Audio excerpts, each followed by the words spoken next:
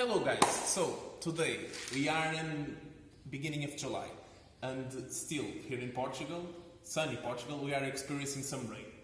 So today I was putting my wiper blades to use and this happened. The rubber came off. So I will teach you how to replace them. I use the Bosch Aero Twins that are the ones that came with the car from the factory, but I will put the OEM reference below as you can choose the manufacturer you prefer. First step, you should turn on the ignition, turn on the wiper blades and then turn off the ignition when it reaches about this position. It will give you the best working area.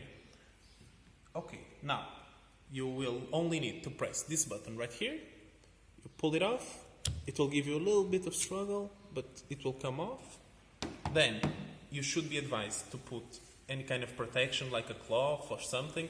So if you have any case of bad luck, it won't go straight steel against glass.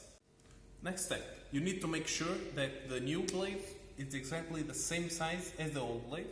Then pick it up like this, you have the button right here. Try to put it up like this, it's a little bit tricky.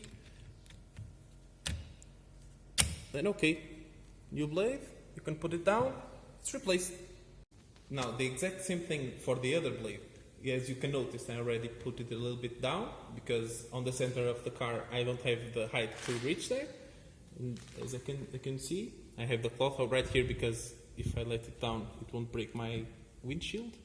You press the button right here, pull it up, okay, put it down.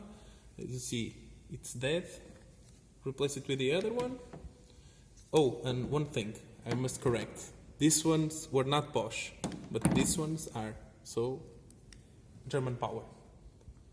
Now, to connect it, as you can see, I already pointed it, then a little bit of pushing is needed. Okay, cloth out, job done.